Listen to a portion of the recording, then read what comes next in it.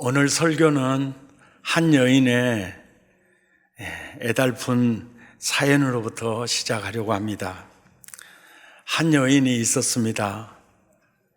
그 여인은 한쪽 눈이 없었습니다. 그래서 그는 항상 보기가 싫으니까 한쪽 눈을 가리고 삽니다. 그 여인의 직업은 시장에서 나무를 파는 것입니다. 그리고 그 여인에게는 자녀라고는 아들 하나가 있었습니다. 그 여인의 아들은 시장에서 나물 파는 엄마도 싫고 눈이 하나 없는 엄마도 싫고, 그래서 엄마와 함께 걸어가는 건 딱 질색이고 엄마가 학교에 오는 것도 싫어했습니다. 그래서 초등학교 졸업식 때도 엄마는 갈 수 없었고, 중학교 졸업식 때도 엄마는 갈 수 없었고, 대학 졸업식 때도 내 아들 졸업하는데 꼭 가서 축하하고 싶은데 아들이 싫어하니까 갈 수가 없었습니다. 군대에 간 아들이 훈련받고 이제 훈련 끝나고 면회가 가능하다고 통지서가 왔습니다. 그 다음날 아들의 편지가 왔어요. 엄마, 부대에서 면회 오라고 통지서 가면 엄마는 안 와도 돼. 그래서 엄마는 갈 수가 없었습니다. 군대를 제대한 후에 그 자녀는 좋은 직장에 들어갔고, 직장에 들어가다 보니 여기서 저기서 중매도하고 소개팅도 했습니다. 내가 진짜 마음에 든 아가씨는 나를 싫어했습니다. 그때 그 아들은 그렇게 생각했습니다. 어머니 눈이 하나가 없고 장애를 가진 어머니, 그리고 직업도 시장에서 나물 파는 어머니 때문인가 보다라고 생각을 했습니다. 그래서 하루는 아들이 독한 마음을 먹고, 어머니,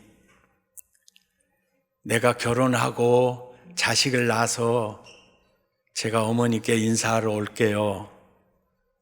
그러니까 내가 결혼하고 그냥 저 엄마 없는 것처럼 제가 장가를 가겠습니다.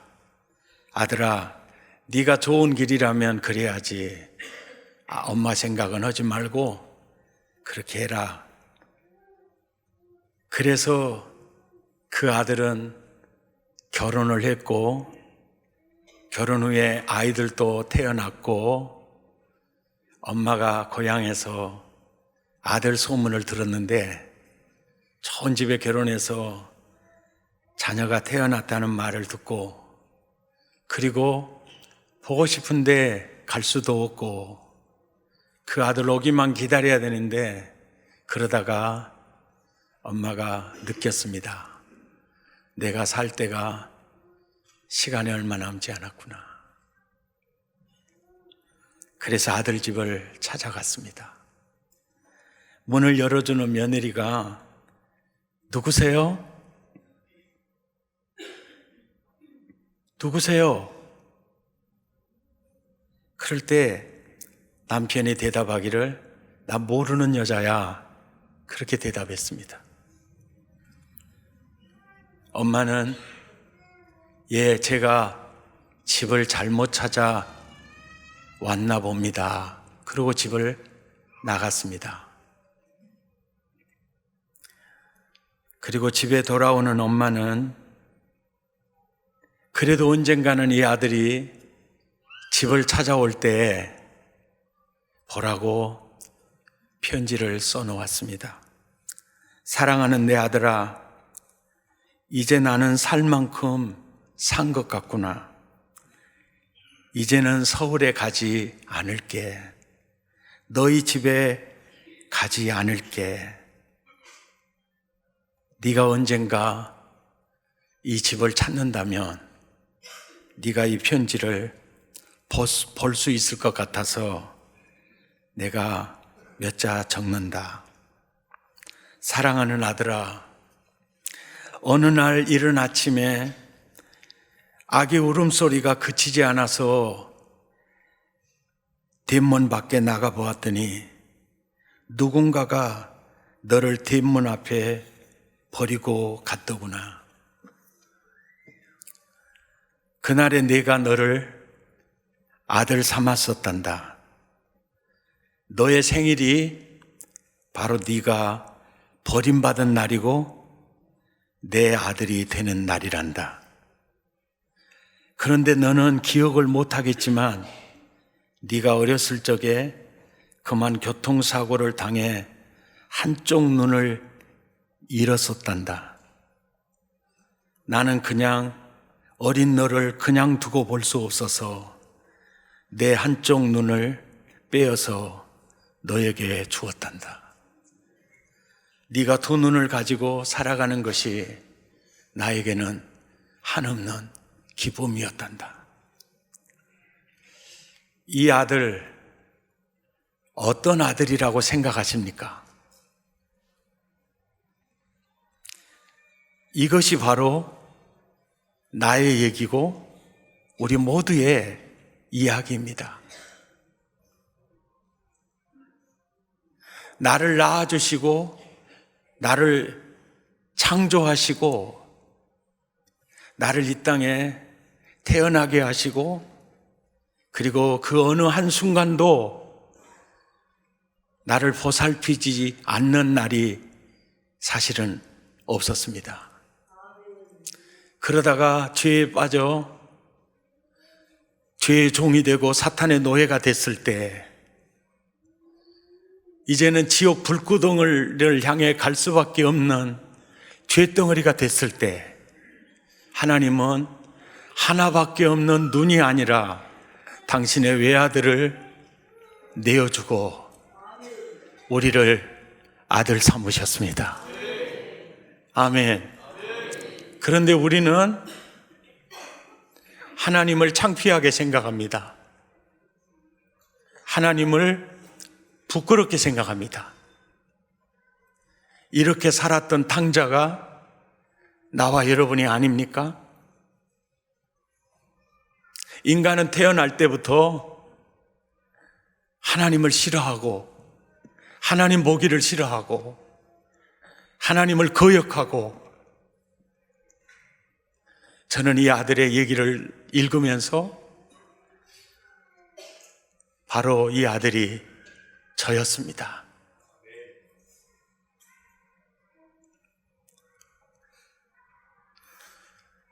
오늘 세상 살면서 초대받아 나온 여러분, 하나님이 진짜 나의 참 아버지이십니다. 나를 지으신 분이 그분입니다. 세상에 많은 가짜 아버지, 가짜 신들이 많습니다. 그리고 우리는 세상 허영에 눈이 멀어서 우리는 그분을 싫어했고 그분을 거역했고 그렇게 살았습니다. 그럼에도 불구하고 그 아버지는 오늘도 나를 향하여 아들아, 내 손 잡아, 내 품에 안겨 초청하고 계신 겁니다. 오늘 본문 요엘서 2장 28절부터 29절까지 이 전체를 보면 내가 내 신을 만민에게 부어줄 거다. 예. 내가 내 신을 만민에게 부어주리니 너의 자녀들이 장래 일을 말할 것이요 너희 늙은이는 꿈을 꾸며 너희 젊은이는 이상을 볼 것이며 그때에 내가 또 내 신을 남종과 여종에게 부어줄 것이며 그 남종과 여종에게 부어줄 때 꿈을 꾼다든지 장래일을 본다든지 이상을 본다든지 이게 없죠. 이게 참 이상하죠. 예.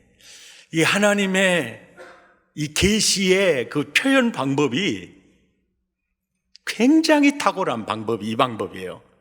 이 방법이 뭐냐면 성령이 임하면 자녀들은 장래일만 말할 것이고 늙은이는 꿈만 꿀 것이고 젊은이는 이상만 볼 것이다. 이 내용이 아니라는 거예요. 예. 내가 내 신을 만민에게 부어주리니 자녀들은 장래일을 말하고 늙은이는 꿈을 꾸고 젊은이는 이상을 보고 그리고 내가 내 남종과 여종에게 부어주리니 그들에게 표현이 없지요. 이 표현 없는 표현이 어떤 말이냐면 내가 만민에게 내 신을 부어주리니 자녀들이나 나이 드신 분들이나 젊은이들이나 다 남종이나 여종이나 다 이상을 볼 것이고 꿈을 꿀 것이고 장래일을 말하게 될 것이고 이 내용이라는 거예요. 예. 아멘. 그러니까 요엘서에는 저기서 문장이 끝나요. 그 참 이상하죠. 왜 그럴까? 이게 너무 너무 이제 이해가 안 돼요. 사도행전 2장 17절에서 18절에 보면 베드로가 설교하면서 요엘서가 예언했던 그 예언이 우리에게 임했어요. 예. 요엘서가 예언했던 그 예언이 지금 우리가 눈으로 보는 이대로 임했어요. 그리고 말씀을 하는 거예요. 이 말 중에는 남종과 여종들에게 부어주리니 그들이 예언할 것이요. 어떤 분들은 이 구절을 가지고 성령이 임할 때 예언할 것이요 환상을 보고 꿈을 꿀 것이다. 이것은 바로 무슨 얘기냐? 성령을 받게 되면 성령이 임하게 되면 이제는 선지자가 필요 없이 모두가 선지자처럼 진리를 깨닫게 될 거다. 이것으로 논문을 썼어요. 그 논문이 틀렸다 말은 아닙니다. 그러면 우리가 이런 생각을 할 수 있어요. 학자가 연구해서 논문을 쓸 정도가 되어야 성경을 깨달을 수 있게 하나님이 표현을 하셨겠느냐. 예. 하나님이 성경을 쓰실 때는 누구든지 느낄 수 있고 깨달을 수 있는 표현으로 쓰셨을 거다. 다시 요엘서를 보면요, 이 사도행전에서는 자녀들은 성령 받으면 예언할 것이요 했죠. 근데 원본을 보면 아주 쉽게 표현하는 거예요. 장래의 일을 말하게 될 것이며. 예. 그러니까 우리가 구약 성경에서 기록된 예언자들의 성령론을 지금 더듬어 보고 있잖아요. 그 이사야서 마침내 너희에게 내 신을 부어주리니 성령이 임하면 광야가 아름다운 밭이 되고 아름다운 밭이 숲으로 여기게 되리라. 성령은 회복의 영이요. 회복의 영이요. 그 성령이 임하면 저는요 지금 광야인데요, 광야 같은 인생인데요, 내 안에 오신 성령님이요 나를 아름다운 밭으로 빚어갈 겁니다. 숲으로 만들어 갈 겁니다. 장래의 일을 말하는 게 예언이라는 겁니다. 이 성경에서 말하는 예언의 개념이에요. 아멘. 환상을 본다, 이상을 본다. 그게 뭐요? 나 지금 광야인데 앞으로 나는 아름다운 밭이 돼. 이 환상을 본다는 겁니다. 아멘입니까? 이 내용이라는 겁니다. 사도행전 2장 17절에서 다시 한번 보면요, 내가 내 영을 남종과 여종에게 부어주리니 그랬잖아요. 성령이 임하면 네 자녀에게 임해서 장래일이 일어났던 것하고 동일하게 네가 사람 취급하지 않는, 네가 짐승 취급한 저 남자 노비, 여자 노비에게도 동일한 역사가 일어나게 될 거다.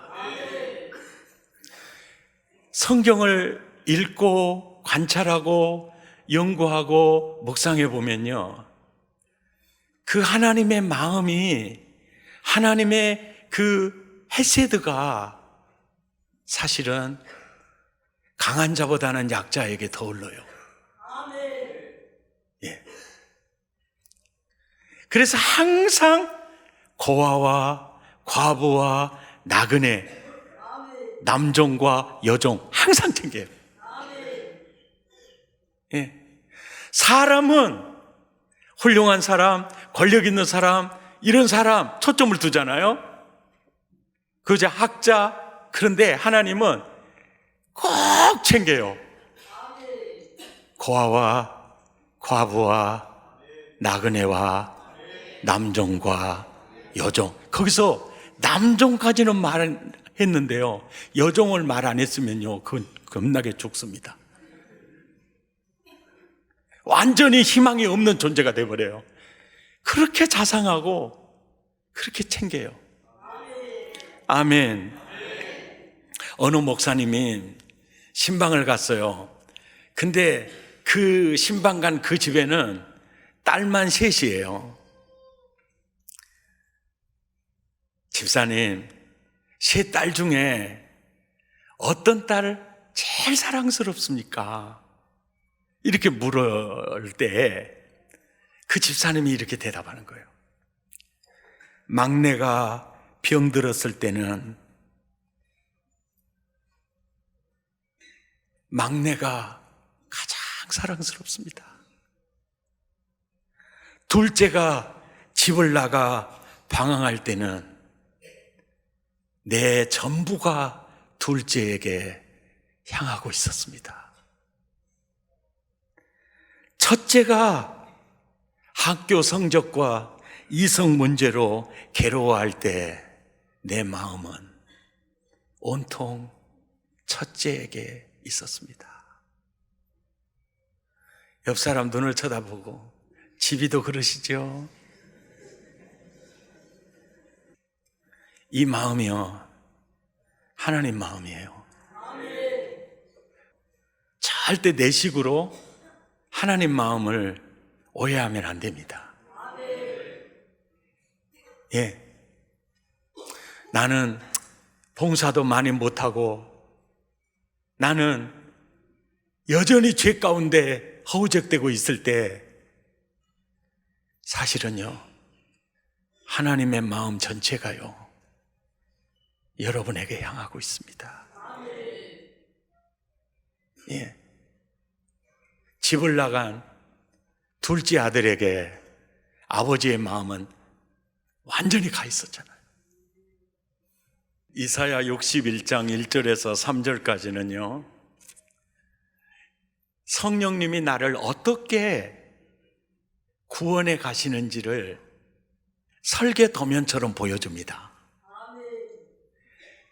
주의 영이 이제 예수님에게 임하셨으니, 그러니까 주의 영이 그 주체가 됩니다. 그 주의 영이 내게 내리셨으니, 내리신 목적, 이는 왜냐하면 가난한 자에게 복음을 전하게 하시고, 그래서 성령님이 나를 구원하려고 복음을 전해줍니다. 그리고 예수 안에서 죄 사함 받게 하고 거듭나게 됩니다. 그리고 주님의 사역은 마음이 상한 자를 고쳐가는 겁니다. 아까 우리 자매님 간증했던 그 간증, 성령님이 모든 사람 똑같이 그렇게 역사해요. 예. 어렸을 때부터 살면서 받았던 모든 상처를 이렇게 고쳐주기를 시작하고, 그리고 죄와 저주에 갇혀, 사탄에 갇혀 사는 우리들을요, 자유케 해줍니다. 자유케 해줘요. 이게 세상의 우수사리에 완전히 찌들려 있는 이 영혼이 예수님 만나고 완전히 자유를 얻잖아요. 예. 2절에 슬플 때 위로해 주십니다.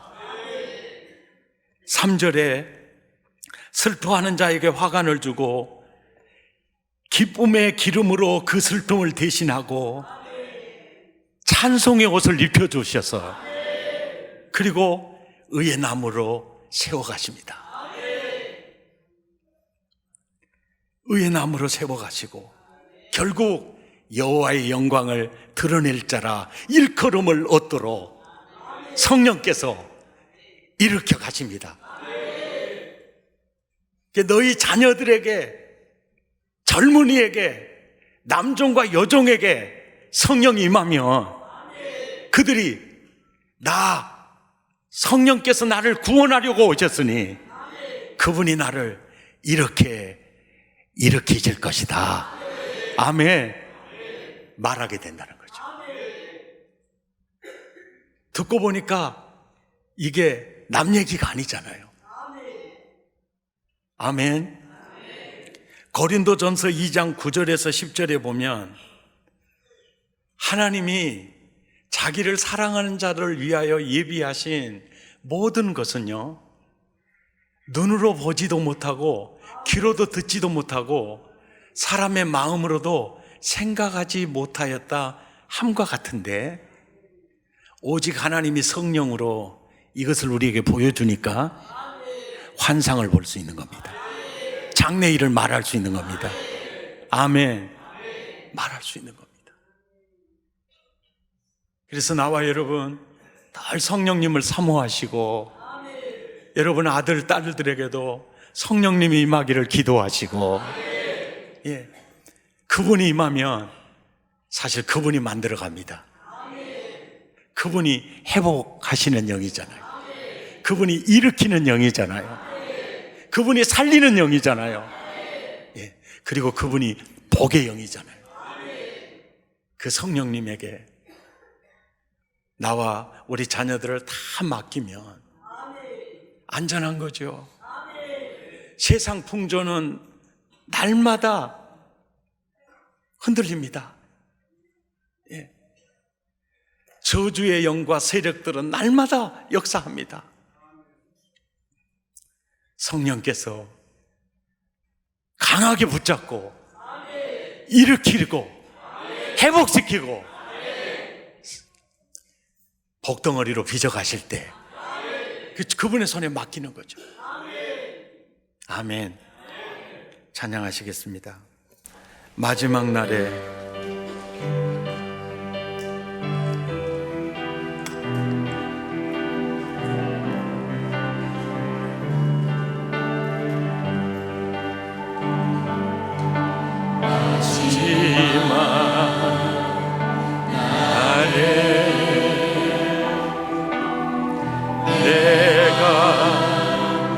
나의 영으로 모든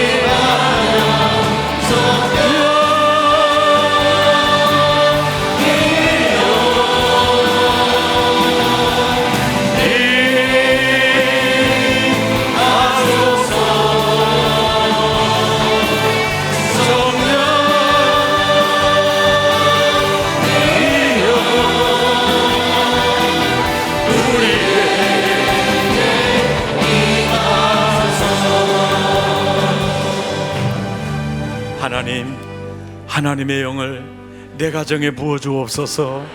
나에게 부어주옵소서. 우리 자녀들에게 부어주옵소서. 우리 교회에 부어주옵소서.